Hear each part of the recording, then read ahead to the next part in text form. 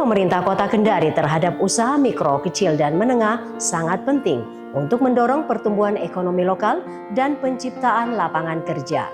Dukungan ini bisa melibatkan berbagai kebijakan, program, dan inisiatif yang bertujuan untuk memfasilitasi perkembangan UMKM. Kali ini, kita akan berkunjung ke salah satu UMKM yang mengolah hasil laut menjadi produk yang bernilai.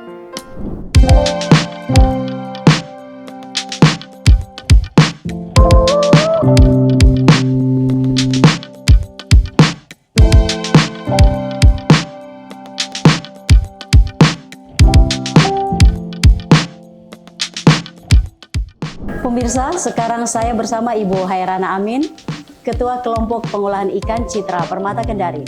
Sejenak saya akan berbincang-bincang dengan Ibu Hairana. Apa kabar, Bu? Alhamdulillah baik. Baik. Bagaimana usahanya ini? Lancar?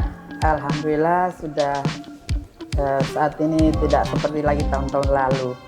Lancar ya, Bu? Lancar dan berbagai macam produk. Alhamdulillah. Apa yang menginspirasi Ibu Hairana untuk memulai usaha pengolahan abon ikan ini? Ya, tentu awalnya sebenarnya kita coba-coba. Awalnya mencoba karena pada waktu itu belum ada sama sekali yang membuat abon ikan.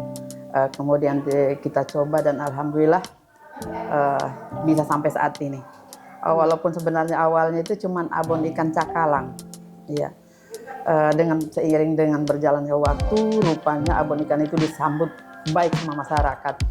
Sehingga kalau tadinya hanya abon ikan tongkol, sekarang sudah sekitar 11 jenis olahan di industri kami. Dan abon ikannya khusus abon ikan 3 jenis, abon ikan marlin, tongkol, dan tuna. Sejak kapan usaha abon ikan ini dimulai, Bu? Dia sebenarnya dari tahun 2002. 2002. Iya, jadi sudah cukup lumayan lama. Tahun 2002 itu waktu itu kami mulai sebenarnya boleh dibilang jalan tempat. Karena apa? Masih seperti kendaraan, HP. Itu kalau dulu kan bukan di sini, Bu, di Kelurahan Mata sana.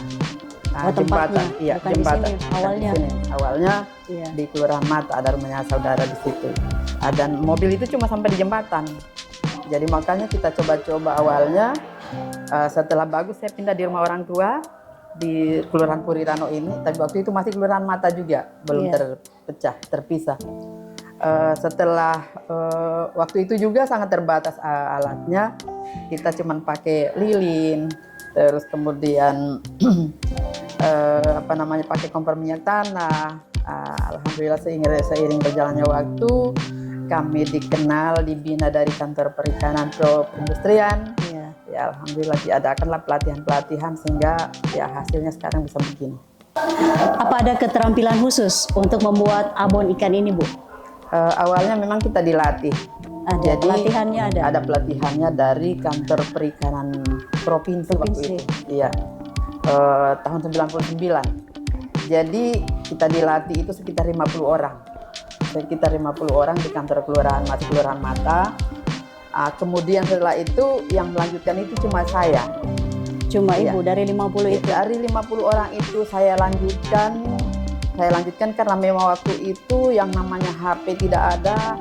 Saya lanjutkan itu terus kemudian kita mengadakan iklan itu di koran.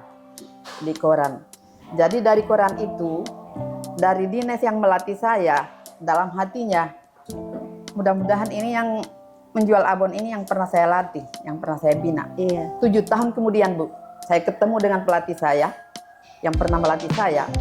Saya buat semua di rumah itu dengan apa adanya. Alat saya punya sendiri. Belum saya tahu yang namanya meminjam atau apa, bermohon di kantor. Jadi semuanya saya punya alat sangat sederhana. Saya kumpul ibu-ibu 5 orang dan itu kita buat sendiri. 7 tahun kemudian ada pelatihan LSM dulu itu, kita dikumpul di Desa Lalongga Sumbai itu. Kebetulan juga pematerinya dari perikanan provinsi. Di situ saya ketemu, Bu, padahal kita satu kota. Besoknya, lantaran senangnya dia gembira bahwa ternyata abon ikan yang dipromosi koran ini yang pernah saya latih. Iya. Besoknya mereka datang, dia tanya saya, "Ibu mau apa?" Langsung, Bu, alat. Semua ada, meja, kompor, apa segala ada. Lengkap ya? Lengkap.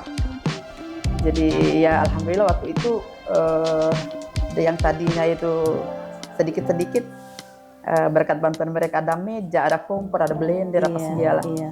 Alhamdulillah dengan cara seperti itu karena mereka senang. Jadinya berkembang Ya, seperti berkembang. sekarang ini ya. Iya. Iya. Jenis-jenis produknya kalau bisa Ibu Kalau jelaskan. awalnya itu cuman abon ikan tongkol. Seiring berjalannya waktu banyak saingan.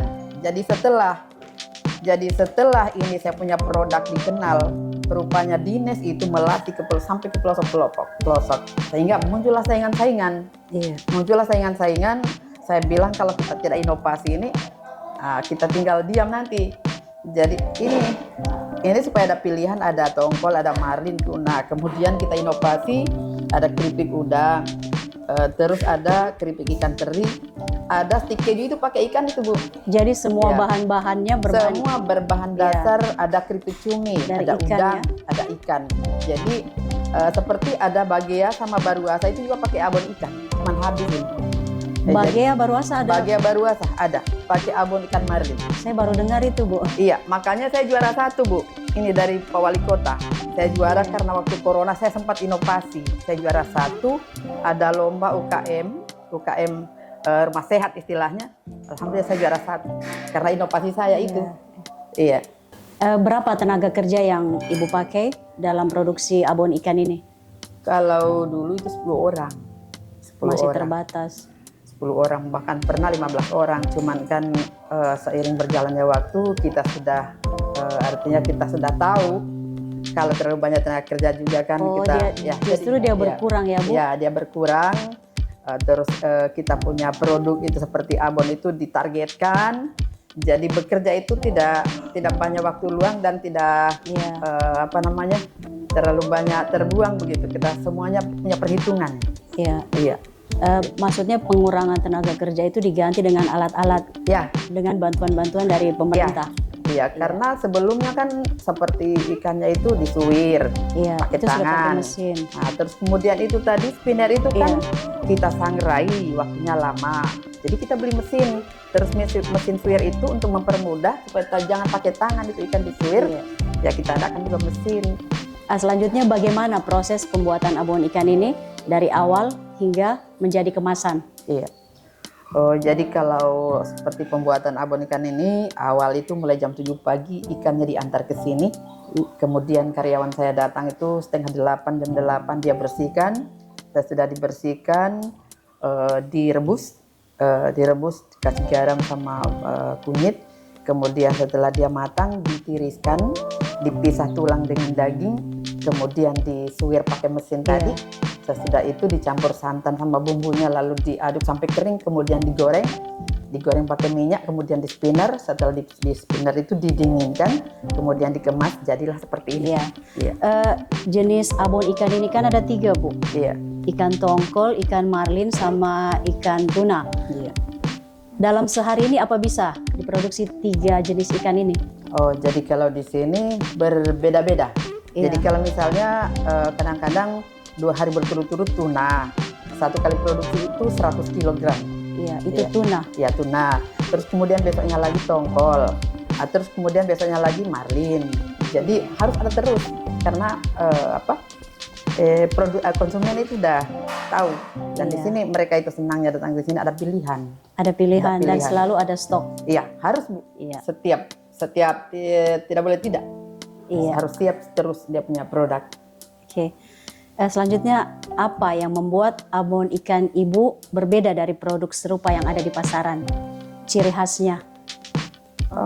Saya tidak tahu ya. Alhamdulillah sudah dari sekian Mungkin puluh dari tahun. testimoni ada konsumen ya. pembeli kita kasih bonus, kemudian Iya. rasa begini berkunjung begini kita kasih dia rasa. Terus kemudian kalau dia sudah rasa, kalau seperti abon marlin ini pasti dia beli. Dan kebanyakan kalau seperti anak-anaknya kuliah atau mau umroh, mau haji, kebanyakan ambil itu di sini dan mereka itu kebanyakan kiloan, lalu minta tolong dikemas kecil-kecil.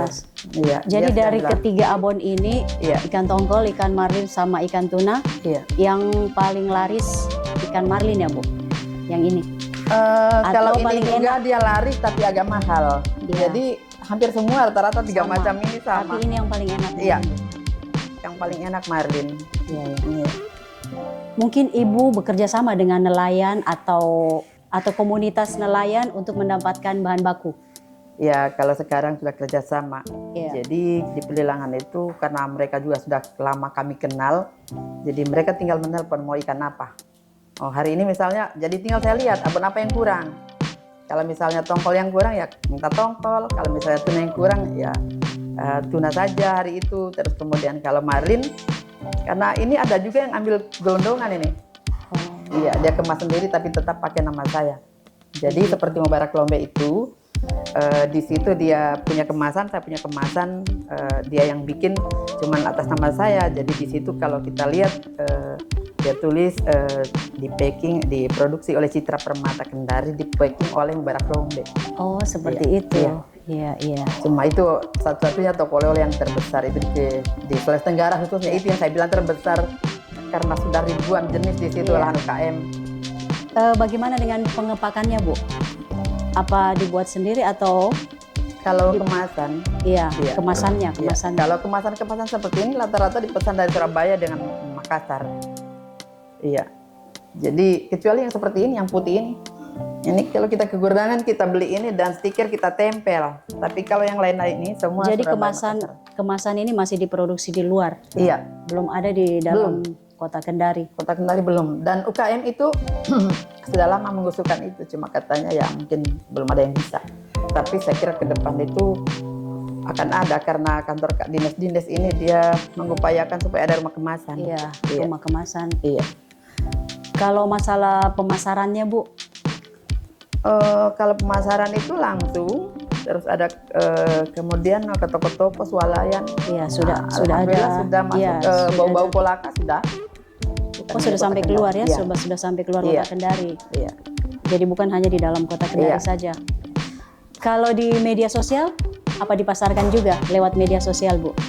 Ada juga. Ada. Iya. Kadang-kadang saya posting-posting. Iya. Kadang-kadang mungkin mereka itu dapatnya ada oleh-oleh. Kadang-kadang ada penelpon dari Surabaya, dari Jakarta, tanya-tanya ini produk minta dikirimkan. Cuman kalau dia sudah bilang jam momente, saya sudah berpikir dia salah ini. Ternyata dia beli di Mubarak, dia minta dikepackingkan lalu dikirim. Jadi saya telepon lagi Mubarak, ini ada penelpon begini, minta abon marlin, rata-rata marlin. Apa tantangannya? Tantangan yang Ibu dapati sepanjang usaha Ibu ini?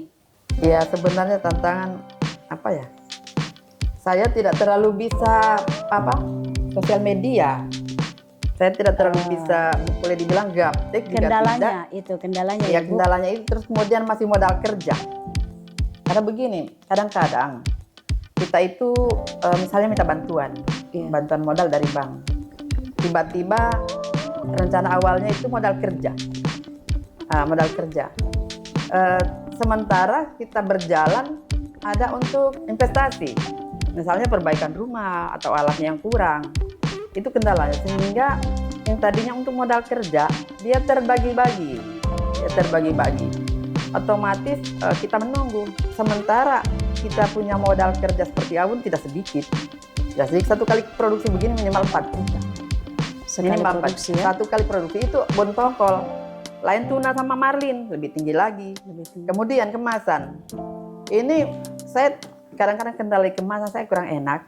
Di saat satu toko sudah masuk kemasannya bagus-bagus, tiba-tiba saya memesan lambat datang, atau tiba-tiba banyak pesanan, habis ini kemasan, minta lagi toko itu.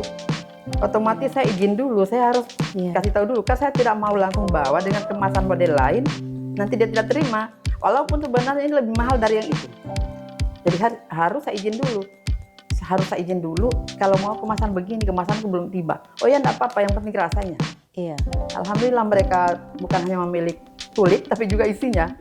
Iya, Jadi kendala utamanya ini dari segi kemasan. kemasan dan modal. Dan Kan ini modal, tidak ya. murah ini Bu, tidak murah. Dan dia Iya. tidak boleh kemasan ini, cuma 1000 lembar. Ada Iya. ketentuannya.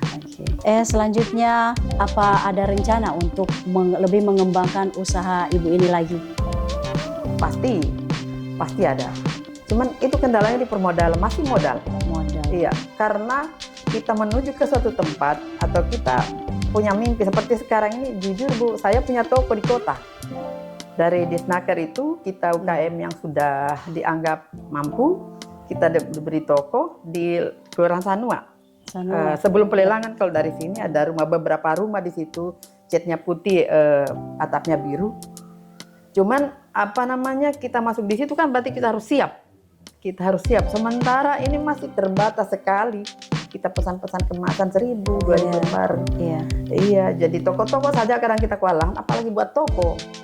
Bagaimana tanggapan masyarakat atau konsumen terhadap hasil produk dari Citra Permata Kendari ini?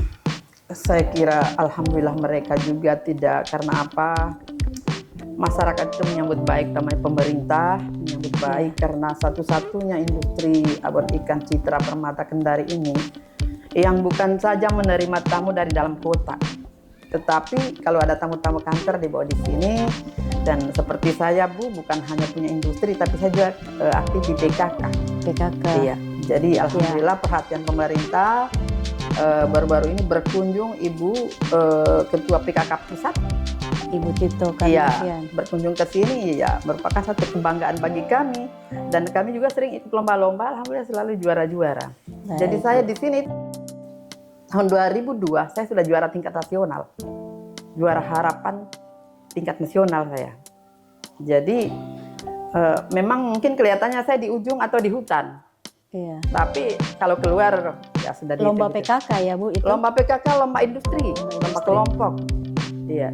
Jadi alhamdulillah sudah, kalau misalnya yang seperti itu sudah, saya kira kalau seperti sudah tidak, ya sudah lumayan lah. Lumayan. Iya. Oke. Selanjutnya bagaimana peran pemerintah dalam mendukung usaha Ibu ini? Luar biasa. Luar biasa pemerintah, cuman kan UKM ku bukan sendirian. Iya. Otomatis tidak selamanya saya dibina, tidak selamanya saya dikasih bantuan. Iya, banyak yang lain. Nah, kita juga menunjukkan kepada mereka bahwa kami bukan hanya sendiri. Jadi kalau kita hari ini mungkin tahun ini dapat, 5 tahun kemudian baru dapat lagi, tidak apa-apa. Karena kita kan bukan sendirian. UKM itu banyak. Betul ya. Bagaimana omset dari pengolahan ikan yang Ibu rilis ini? Kalau omset saat ini masih naik turun, tapi kalau dirata-ratakan sekitar 30 sampai 40 juta per bulan. Cuman kan kendalanya itu tidak ada yang cash. Toko itu ambil kan tidak dibayar, jadi berputar juga. Iya, seandainya semua cash, tidak meminjam lagi di bank. Iya. Oke Bu, mungkin Ibu bisa berbagi tips-tips kepada pemirsa, siapa tahu ada yang tertarik untuk mengikuti jejak Ibu Hairana ini. Banyak yang tertarik Bu, cuman kayaknya orang cepat bosan. Iya, nah, itu lagi. Sementara yang namanya kita memulai itu lebih berat daripada mempertahankan. Gitu. Jadi kadang-kadang orang memulai itu, di saat saya mulai naik Bu, abon ini dikenal puluhan Bu, teman-teman yang ingin puluhan teman-teman yang memulai. Sempat saya ciut Bu, modal saya tidak ada. Baru teman-teman ini sudah dikirim, kan pemerintah itu kalau kapan ada yang muncul dikirim lagi pameran di Jakarta.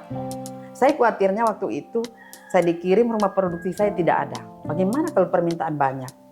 Lantas mereka datang di sini lihat di mana ruang produksi saya, di mana alat-alat saya, di mana kemasan saya, kan begitu. Iya.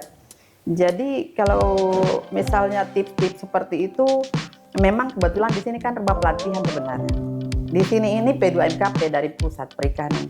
Dari P2MKP itu Pusat Pelatihan Mandiri Kelautan Perikanan. Saya itu sebenarnya sudah berjalan dari 2014. SK-nya 55 tahun.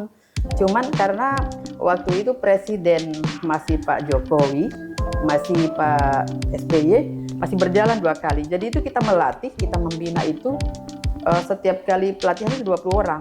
Itu didanai dari pusat. Karena memang kita ada SK, ada dibuat dari pusat.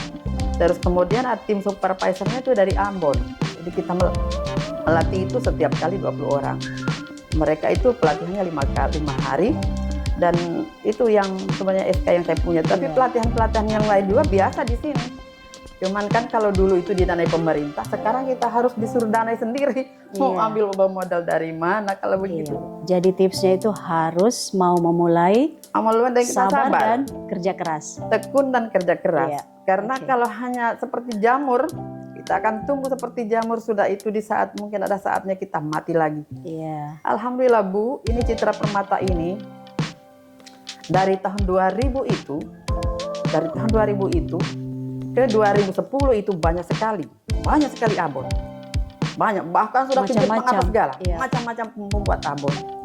Tapi alhamdulillah sampai saat ini mungkin kalau dibilang jalan di tempat kah atau Iya. bagaimana kah, tapi masih dilihat, masih, dan alhamdulillah sudah dikenal. Jadi kadang-kadang itu di Purirano ada itu abon di sini. Iya. Nah, makanya kita inovasi supaya mereka datang jauh-jauh. Jangan hanya abon dia beli, tapi ada bakso, Iya, ada produk nugget, lain, ada ya. otak-otak. Terus kalau misalnya lebaran ya ada kue, ada kemasan kilo-kiloan. Bukan hanya yang kemasan begini, ini kan untuk oleh-oleh. Tapi kalau mereka datang yang kemasan banyak dibutuhkan, ya itu Iya. kilo-kiloan itu, seperti lebaran. Jadi karyawan saya juga tidak istirahat. Ya, saya upayakan mereka supaya bekerja terus. Karena ada saatnya kita butuh, ada saatnya seperti mau lebaran, bulan lebaran haji, bulan Iya. puasa itu ada saatnya kita memang kerja berat di kerjaan. Karena produksinya lebih banyak, Iya, ya. lebih banyak. Oke. Selanjutnya apa harapannya Ibu Hairana ke depan? Harapan saya apa ya? Eh, Jangan hanya saya, kalau bisa ya ke depan saya ingin punya toko. ya. Saya ingin punya toko atau toko oleh-oleh yang minimal saya bisa rekrut semua UKM yang ada. Karena itu sebenarnya saya lihat cuma modal di rumah. Kalau ada tempat, ada rumah, UKM itu datang menitip. Itu. Saya ingin punya itu, cuman entah Semoga harapan Ibu Amin, bisa amin. terkabulkan. Amin, amin. Oke, terima kasih Bu Hairana untuk waktunya pada siang hari ini. Sama-sama.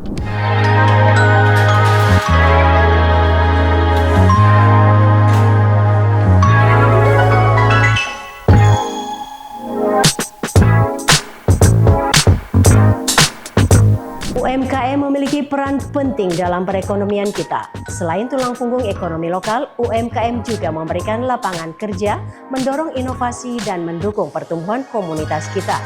Demikian geliat UMKM kali ini. Saya Emi Gunawan pamit undur diri. Wassalamualaikum warahmatullahi wabarakatuh.